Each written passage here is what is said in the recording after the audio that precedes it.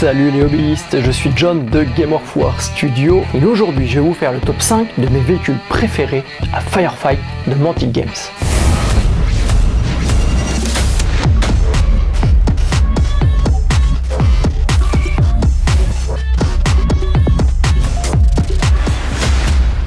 Ayant fait l'exercice pour Dead Zone et Firefight au niveau des figurines, on m'a demandé de faire la même chose pour les véhicules. Et comme je l'ai promis, j'ai décidé malgré les vacances de vous faire cette petite vidéo et de vous parler de mes 5 véhicules préférés pour le jeu Firefight. On va pas parler de Dead Zone parce qu'il n'y a quasiment pas de véhicules dans Dead Zone.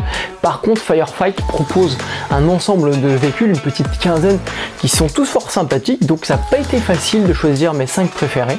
Et en plus, Firefight propose un mode spécial véhicule, le mode Annihilation, avec ses propres scénarios où vous pouvez jouer une armée quasiment entièrement composée de véhicules, avec quelques trous bien sûr, mais globalement vous faites une armée avec tous les véhicules que vous avez envie dans la faction de votre choix. C'est parti pour le numéro 5. Le numéro 5, c'est le Chimera, mais en fait c'est plutôt la base même du véhicule, puisque ce véhicule qui vient des Astarians, des elfes de l'espace dans l'univers de Firefight, peut être décliné selon plusieurs modèles en fonction des options qu'on va ajouter. Le Chimera, c'est la version transport de troupes, petit véhicule qui transporte des troupes à l'arrière, des marionnettes et qui les largue. J'aime bien ce véhicule, j'aime bien le design, j'aime bien les courbes, ça change. Il faut dire que les véhicules Astarians ne ressemblent à aucun autre dans Firefight, dans toutes les factions existantes, parce que dans les des factions, souvent, à part les Enforcers, ce sont souvent des véhicules qui sont partagés, c'est-à-dire que vous avez un véhicule qui est partagé entre différentes factions, juste après des petits détails sur les kits qui vont vous permettre de les différencier, mais ça reste les mêmes véhicules. Les Astarians, eux, ont leur propre véhicule, et le Chimera, je trouve que ces lignes très arrondies sont vraiment classe. Numéro 4. Ça va faire plaisir aux adorateurs des nains. Certains se sont plaints que je n'ai pas mis de nains dans la précédente vidéo sur mon top 5 de mes figurines préférées à Dead Zone et Firefight. Voilà que les Forge Phasers rentrent en lice avec le Stunhammer. Le Stunhammer, c'est un char, même remarque que pour le numéro 5, le Chimera, c'est un châssis qui après est décliné en plusieurs options. Vous pouvez le modifier avec les options, les aimanter, etc. C'est hyper simple. En plus, le char, le kit est hyper bien fait. C'est un bon plastique, donc ça se prête facilement au jeu de la conversion, du modélisme et des options aimantables. Le Stunhammer a vraiment une ligne, une dégaine que j'adore, un style que j'adore. C'est ça qui m'a donné potentiellement envie de jouer au nain. Ouais, moi qui joue avec des nains, vous imaginez le truc? Donc le style de ce char m'a vraiment hypé, j'ai vraiment adoré, c'est ce qui fait que j'en ai gardé un à monter pour le petit plaisir personnel. Numéro 3. On va parler des rats à présent, des Virmines, du Skaven de l'espace de l'univers de Mantic et du Tunneler. Le Tunneler, c'est quoi? En fait, c'est une foreuse, ni plus ni moins. D'ailleurs, ça fait un excellent proxy pour les figurines de l'hérésie d'Horus de Game Workshop pour la foreuse des Space Marine au passage, et pas cher du tout, à 30 balles pièce l'une, et c'est 70 balles les 3, donc c'est plutôt donné.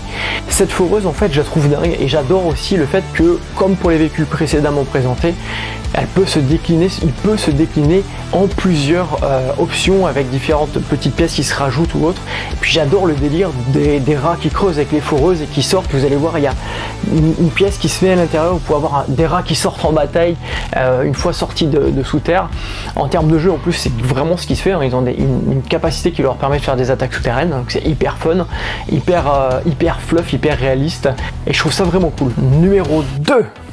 Le numéro 2, c'est la mule. La mule, c'est le véhicule de transport blindé de troupes qu'on retrouve dans plusieurs factions. On va les retrouver dans les maraudeurs, donc les orques, dans les GCPS, donc les marines, entre guillemets, la garde impériale de chez Mantic Games dans Firefight et Dead Zone. On va les retrouver aussi dans Amazon Lab. On va les retrouver aussi dans la plaque. Bref, c'est un véhicule qui est utilisé par toute la corporation et prochainement dans les rebelles. Franchement, c'est un véhicule à tout faire. C'est un très bon véhicule d'ailleurs dans le jeu. C'est un véhicule avec plein d'options différentes aussi, avec plein de petits kits que vous pouvez ajouter pour le modifier, pour faire une défense solaire, pour en faire un véhicule de commandement, un véhicule de tir donc blindé, donc un véhicule à surroue blindé. Donc bref, il y a plein d'options différentes. Au départ, j'étais dubitatif la première fois que j'ai eu le véhicule parce que je l'ai trouvé un petit peu petit. Je voulais les prendre pour faire des proxys pour mes tempétutions pour Game Workshop. Et puis finalement, en fait, je les ai pas utilisés pour Game Workshop, je les ai gardés pour Firefight. Et je suis devenu assez fan du véhicule et assez conquis par toutes ces variantes et toutes ces possibilités de modélisme qu'on peut faire. Donc j'ai trouvé vraiment que le véhicule était vraiment cool. Le numéro 1. Et là, encore des rats, et oui. C'est pas une faction que je joue énormément, pour autant je trouve que leurs véhicules sont hyper cool, ils ont une identité particulière et collent vraiment à leur lore. Et là on est sur le Tunnel Runner, un véhicule avec un rat à l'intérieur, dans une roue qui tourne, donc, et le petit clin d'œil du rat, du hamster dans sa cage, ça je trouve ça super cool. C'est un véhicule qui fait mal, c'est un véhicule qui est rapide, c'est un véhicule qui, dans son design, est agressif, et on imagine bien les rats complètement pétés, camés, qui déroulent avec leur truc, qui gueulent dans les couloirs, dans les tunnels et tout, puis qui surgissent et qui défoncent tout. En fait, je kiffe l'état d'esprit de ce véhicule, l'ambiance qu'il y a. J'avais envie d'en faire un petit diorama d'ailleurs, avec des véhicules qui surgissent de partout, avec des roues, enfin bref, vraiment l'ambiance, prendre le côté un peu rat, hamster dans une roue, et puis jouer de ce côté humoristique sur un diorama. Je pense que ça va se faire d'ailleurs prochainement. Voilà donc mon classement de mes 5 véhicules préférés. Honnêtement, ça a été hyper difficile au point où je me suis demandé si j'allais pas faire un classement de mes 10 figurines préférées, mais pour coller à l'esprit l'autre et restreindre vraiment le truc, je me suis dit on va rester sur 5. Donc j'ai dû me sabrer moi-même, me retenir, parce que il y a tellement de véhicules qui sont hyper cool. L'Hornet, il est juste génial. Le drone spécial Pathfinder, donc qui est ici. Il est juste génial aussi. Bref, il y a plein de véhicules qui sont vraiment top. Les véhicules des Enforcers sont top. Donc c'était compliqué. Il y a pas mal de véhicules aujourd'hui dans Firefight. Je sais qu'il y en a d'autres qui vont arriver dans l'avenir, vous verrez. Et du coup, c'était compliqué de pas faire un classement plus grand, de pas intégrer d'autres véhicules comme l'Hornet ou autres. Il faut savoir un petit truc d'ailleurs chez Mantic Games, c'est que la qualité est vraiment montée ces dernières années. On est vraiment sur un meilleur plastique. On n'est plus du tout sur l'ancienne époque. Il y a eu une scission à partir de 2018 et 2021. Il y a eu un grand boom, notamment en faisant produire les figurines chez Archon Studio. Et en même temps, une petite astuce toute bête de Ronnie Ranton de Mantic Games, c'est de récupérer des véhicules appartenant à d'autres jeux, notamment là à Gate of Interest de Warlord Game, avec qui ils sont copains d'ailleurs, pour les intégrer dans leur licence et leur donner une identité propre dans leur licence en fonction des différentes factions, ce qui a été le cas pour le Hornet, ce qui a été le cas pour le drone Enforcer, ce qui a été le cas pour d'autres véhicules de la marque.